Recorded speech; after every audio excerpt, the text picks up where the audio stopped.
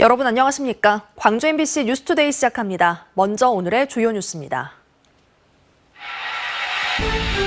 외교부가 일제 강제동원 피해자 양금덕 할머니의 배상금을 법원에 공탁했는데 광주지법이 이례적으로 공탁금 신청 접수를 하지 않았습니다. 광주시의회가 통과시킨 조례를 시교육청이 거부하는 이유가 조례와 상위법이 충돌하기 때문이라고 하는데요. 그런데 조례안 초안에는 충돌하지 않을 수 있는 조항이 있었는데 광주시 교육청의 요구로 빠진 것으로 광주 MBC 취재 결과 드러났습니다. 고려시멘트 장성 공장이 다음 달부터 공장을 멈추고 영암 대불산단으로 이전합니다. 하지만 이전 공장 부지 난개발 문제와 비정규직 노동자 생계 문제가 과제입니다. 광주 시민단체 협의회가 불안한 공적 재원은 지역 공적 서비스의 위축을 불러올 것이라며 KBS 수신료 분리 징수를 반대하고 나섰습니다. 고려시멘트 장성 공장이 다음 달부터 공장을 멈추고 영암 대불산단으로 이전 준비에 들어갑니다. 이 과정에서 노사 간의 임금 문제를 놓고 갈등이 생기는 등 파업이 장기화되는가 싶었지만 최근 노사 측이 극적으로 합의하면서 일단락됐는데요. 하지만 이전에 따른 공장 부지 개발과 비정규직 근로자의 상생 방안이 여전히 과제로 남아 있습니다. 김영창 기자가 취재했습니다. 1972년 호남 지역 최초로 들어선 고려시멘트 장성 공장. 한때 직원 500명이 될 정도로 규모가 컸지만 갈수록 환경 문제 등으로 민원이 빗발쳤고 이전 요구가 꾸준히 나왔습니다. 결국 고려시멘트 측은 오래된 장성 공장을 시설 투자하는 대신 공장 규모와 인력을 대폭 줄여 영암 대불산단으로 이전하기로 했습니다. 고려시멘트 장성 공장은 다음 달부터 직장 폐쇄를 시작으로 공장 가동도 멈출 예정입니다. 이 과정에서 회사 측은 노동자 77명에게 해고 통보를 했고 노조는 고용 승계와 평균 임금 36개월치 위로금 지급을 요구하며 지난달 파업에 들어갔습니다. 협상 결과 사측이 노조의 요구사항인 위로금 지원과 일부 근로자 고용 승계 등을 받아들이면서 파업 3주 만에 공장 정상화에 합의했습니다. 다른 데 이제 취업할 수 있도록 저희가 충분히 또 알선을 해줄 거고요. 노동조합하고 뭐 이렇게 최대한 협의해서 모든 것들은 다 원만히 잘 진행할 수 있도록 타협을 한 겁니다. 하지만 정규직이 아닌 용역회사와 비정규직 등 나머지 100여 명의 노동자들은 생계가 막막한 실정입니다. 비정규직 하나 없었어요? 정규직들이 노동을 그냥 하기를 가버리는데 우리는 뭐해야지. 우리도 힘도 없고 아무것도 없는 사는데 또 끝나는 거죠. 공장이 떠나고 남은 부지를 어떻게 활용할 것인가도 주요 쟁점으로 떠올랐습니다. 장성군은 32만여 제곱미터 공장 부지에 주거와 관광시설 등이 들어선 대규모 개발 사업을 추진 중에 있습니다. 최종적으로는 공장 부지에 대한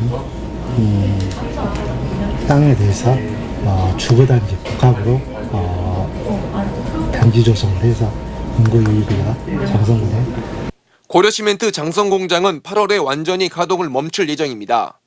남은 노동자들의 생계 문제와 더불어 해당 부지가 난개발되지 않도록 하는 고민이 필요합니다. MBC 뉴스 김영창입니다. 밤사이 많고 강한 장맛비가 지났습니다. 구례 피아골 지점에서는 100mm가 넘는 비가 내렸고요. 그 밖의 지역에서도 70에서 80mm 안팎의 강한 비가 쏟아졌습니다. 현재 레이더 영상 보시면 지금은 강한 비구름대는 우리 지역을 비껴간 상태라서요. 새찬비는 잦아들었습니다만 오전까지는 약한 비가 계속 이어지겠습니다.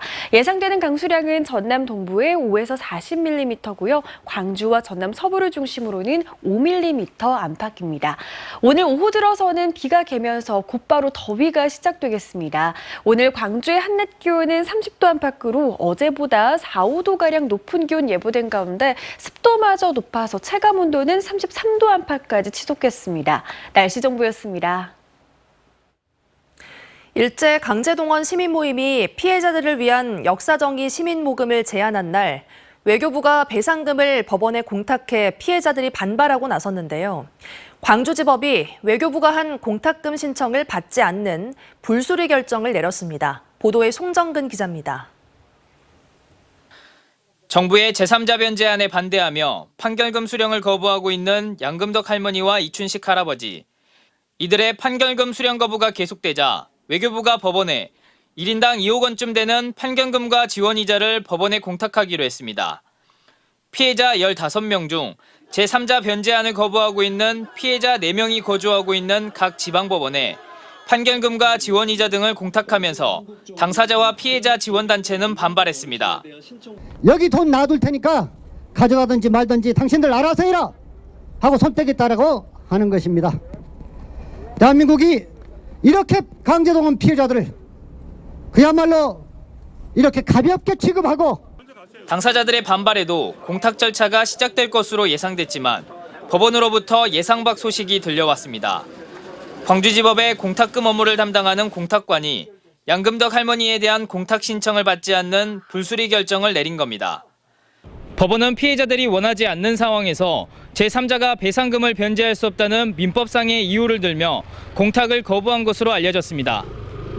공탁금을 법원이 수리하지 않는 경우는 이례적입니다. 광주지법 공탁관은 공탁금을 맡겨야 하는 채무자가 미쓰비시가 아닌 제3자인 우리정부라는 사실과 공탁금 수령 당사자인 양금덕 할머니가 판결금을 받지 않겠다고 하는 의사를 명확하게 밝혀왔다는 점을 근거로 결정을 내린 것으로 전해졌습니다. 대단히 이례적이죠.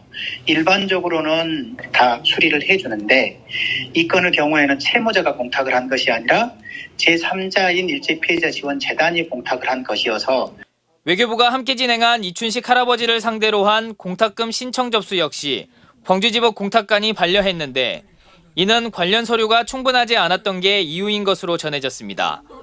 한편 양금덕 이춘식 어르신을 돕자며 강제동원 피해자 모임이 시민들을 상대로 모금을 시작했는데 이틀 만에 1억 원을 돌파했습니다.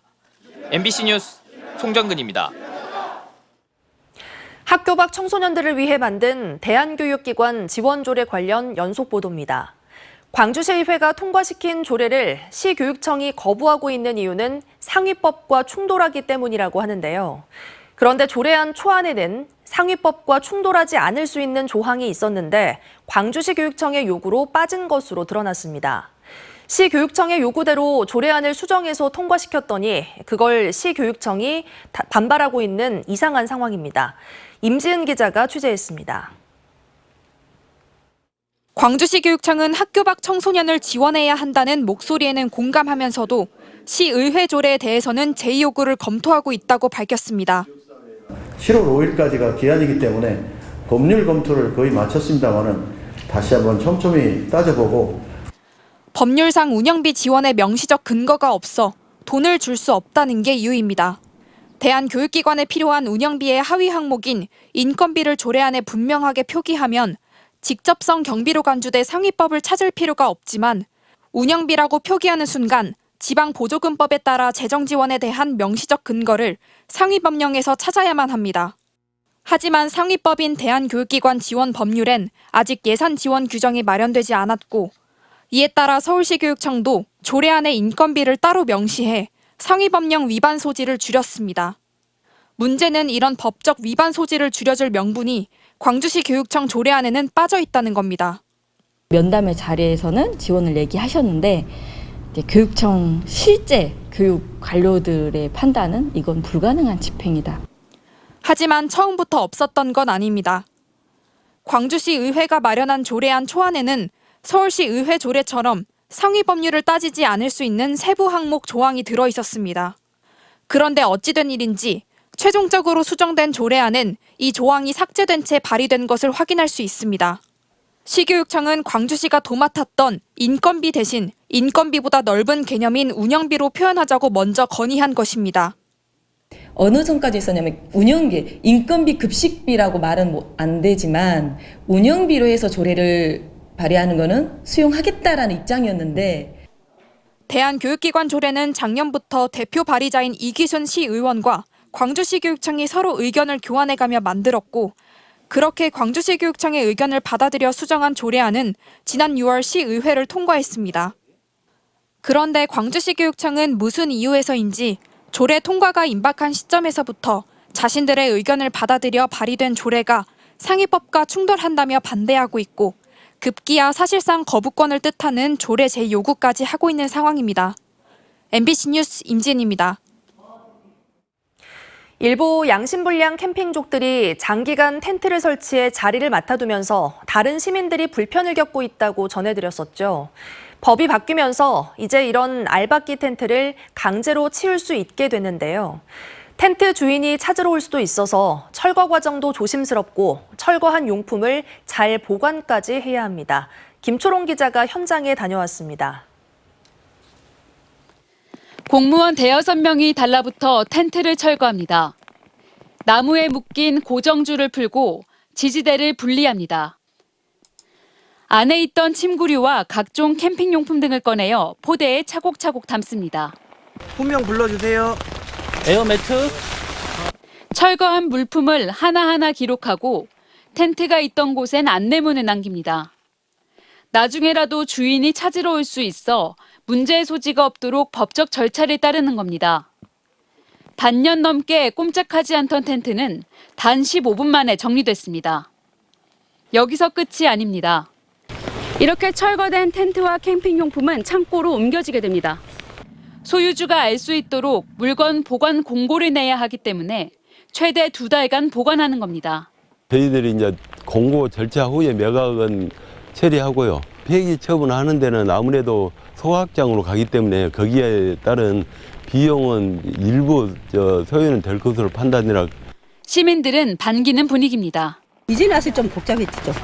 여기저기 떨어진 텐트들이 많이 있으니까 깨끗하고 쾌적하고. 한편 법을 개정하면서까지 장박 텐트를 정리했지만 법적으로 어디까지 방치로 봐야 할지 기준이 명확하지 않아 앞으로 이와 관련한 갈등이 빚어질 수 있다는 우려가 제기됩니다. MBC 뉴스 김초롱입니다. 지역 정치권과 어민들이 일본 현지를 찾아 후쿠시마 원전 오염수 방류 결정을 철회할 것을 촉구했습니다. 이성수 진보당 전남도당 위원장과 전남 전북 어민 등으로 구성된 오염수 해양 투기 반대 진보당 도쿄 원정단은 어제 일본 기시다 총리 관저 앞에서 1인 시위를 열고 원전 오염수 방류 결정을 철회할 것을 요구했습니다.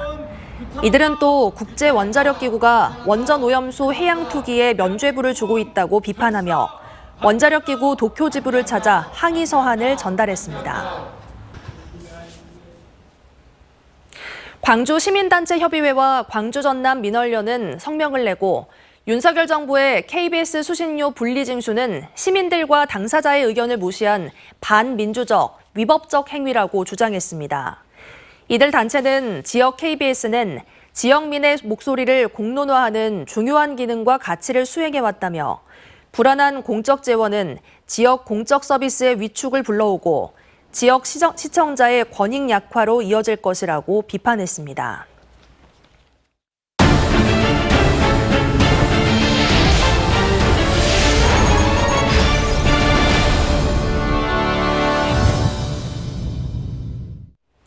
김대중 전남교육감이 대입 수능시험에서 킬러 문항을 배제하는 것에 찬성이라는 입장을 밝혔습니다. 또 작은 학교를 중심으로 전남 교육이 대한민국 교육의 선도 모델이 될 수 있도록 하겠다고 했는데요. 김대중 교육감 취임 1주년 기자회견을 신광하 기자가 정리했습니다. 취임 1주년을 맞은 김대중 교육감은 윤석열 대통령의 수능, 사교육 관련 발언에 대해 이른바 킬러 문항 배제에 찬성한다고 밝혔습니다. 근본적으로 수능을 축소 또는 폐지해야 한다는 생각을 갖고 있다며 전남 학생들에게 도움이 될 것으로 본다고 말했습니다. 저는 개인적으로 수능을 폐지해야 된다는 생각을 갖고 있고 아예 이를 좀 무력화시키기 위해서 민선 4기 때 다른 교육청 교육감하고 그런 것들을 많이 협의를 하고 있는 상황에서 나온 건데 찬성을 합니다. 전남 학생들의 교육력은 기대 이하로 떨어진 것이 현실이라며 도내 5개 시에 진로 진학센터를 세워 대입과 수능을 준비하겠다고 강조했습니다. 학습을 학생의 진로와 일치시켜 전남의 아이들이 대한민국의 인재로 성장하도록 작은 학교를 미래교육의 모델로 정착시키겠다고도 했습니다. 김 교육감은 학습권과 교권이 동시에 존중받는 공정교실, 독서 인문 교육을 축으로 한 미래교육, 자율형 미래교육 선도지구 운영 등을 취임 1년의 성과로 꼽았습니다. 대표 공약인 학생교육수당은 초등학생부터 한 달 10만 원 지급을 목표로 보건복지부와 협의 중이라고 밝혔습니다. 실무적인 준비는 다 마무리됐고 이제 최종 결정만 기다리고 있다는 말씀을 드립니다. 그렇게 되면 빠르면 금년 하반기 때부터 또 다문화 시대에 걸맞게 외국어 교육을 영어 중심에서 동남아 등 이중 언어로 확대하겠다고 선언했습니다. 여기에 전남국제직업학교를 설립해 해외 학생을 유치하고 글로벌 교육과 기업의 인력난 해소에 교두보로 삼겠다고 밝혔습니다. MBC 뉴스 신광하입니다. 순천역 인근 농협창고에 들어선 순천 청춘창고가 제2의 전성기를 맞고 있습니다. 최근 19개 점포가 모두 입점했고 지난달에는 매출액 최고 기록을 세우는 등 청년 창업을 위한 인큐베이터로 자리 잡았습니다. 최우식 기자가 보도합니다. 지난 2017년 55년 된 농협 창고를 개조해 청년 창업의 메카를 기치로 문을 연 청춘창고. 지난해 코로나19 여파로 절반 이상 비었던 이곳이 최근에는 19개 점포가 모두 입점했고 지난달 점포 합산 매출액이 1억 원을 넘어서며 작년 대비 138% 매출 신장을 기록했습니다. 올 상반기 순천시의 적극적인 입점자 발굴과 모집, 창고를 빌려준 농협의 환경 개선 노력, 입점자들의 활성화 의지가 만들어낸 결과입니다. 역세권 도시재생 공모사업과 연계한 플리마켓 등도 한몫을 했습니다. 순천역에서 5분이면 걸어올 수 있는 거리에 위치해 있고 이제 거기다가 이제 올해 그 순천에서 이제 정원박람회라는 큰 행사를 개최하면서 이제 외부 손님들까지 좀 방문객이 많아졌기 때문에 좀 올해 입점 신청이 좀 늘기도 했고 이제 무엇보다도 이제 저렴한 가격으로 이제 창업을 좀 실험해 볼 수 있는 공간이기 때문에 청춘창고 입점 기간은 점포당 2년으로 지금까지 62명이 이곳을 거쳐 30여 명이 창업을 했습니다. 순천시는 창업 초기 리스크를 줄일 수 있도록 브랜드 마케팅과 창업 전략, 세무 업무 등의 맞춤형 컨설팅을 제공하고 있습니다. 제가 이제 네일아트 자격증이 있어가지고 그것 때문에 나도 한번 내 사업을 해보고 싶다. 나도 괜찮을까 싶어갖고 지원을 해봤는데 면접도 보고 엄청 이제 심사로 이루어지게 돼서 정말 이제 잘 되실 만한 분들 정말 이렇게 다 걸려져서 이렇게 다 올라오시는 거거든요. 그래서 저도 이제 딱 심사에 붙어서 들어오게 됐고 예비 청년 창업주들은 이곳을 나가 지역에서 계속 꿈을 펼칠 수 있는 방안을 무엇보다 중요하게 고민하고 있습니다. 여기 있다가 나가서 이제 그 다음에 이제 애프터 서비스가 있는 게 저는 더 중요하지 않을까 생각을 해요. 정착 지원 같은 그런 사업이 있으면은 이런 사업까지 연계를 해가지고 할 수 있겠구나 하는. 차별화된 먹거리에 색다른 볼거리까지 지역의 대표 문화 공간으로 순천 청춘창고가 청년 인구 유입의 마중물로 기대를 모으고 있습니다. MBC 뉴스 최우식입니다. 신당 창당에 나선 금태섭 전 국회의원이 광주를 찾아 더불어민주당도 국민의힘도 밉다면 진짜 새로운 세력에 힘을 실어달라고 말했습니다. 새로운 당 창당 선언 이틀째인 어제 광주시의회 토론회에 참석한 금 전 의원은 썩은 국민의힘, 무능한 민주당이 아닌 국민의 삶에 보탬이 되는 정치를 하겠다며 국회의원 정수의 10%인 30석을 확보할 수 있도록 호남이 먼저 변해달라고 호소했습니다. 광주시가 2027년까지 반려동물 화장장을 조성하기로 하고 공식 추진 절차에 착수했습니다. 최근 관련 연구 용역기관을 선정한 광주시는 내년 초까지 반려동물 장묘 화장시설, 입양문화센터 등을 갖춘 시설 기본 계획을 마련하고 후보지 선정을 거쳐 2025년 착공을 목표로 하고 있습니다. 광주에는 동물 전용 장묘시설이 없어 지역 반려인들은 다른 지역 시설을 찾아가거나 사체를 쓰레기 봉투에 담아 폐기물로 배출하는 실정입니다. 양동구 신임 광주지방국세청장이 민생경제 회복과 경기 활성화를 위해 적극적인 세정 지원을 주문했습니다. 양 신임 청장은 취임식에서 코로나19로 인한 사회적인 제약이 해소됐지만 영세 자영업자와 소상공인은 여전히 어려움을 겪고 있다며 이같이 밝혔습니다. 또 적극적인 납세 편의와 서비스 제공으로 성실 납세를 지원하고 공정하고 투명한 조사 업무 집행으로 납세자 권익을 보호해달라고 덧붙였습니다.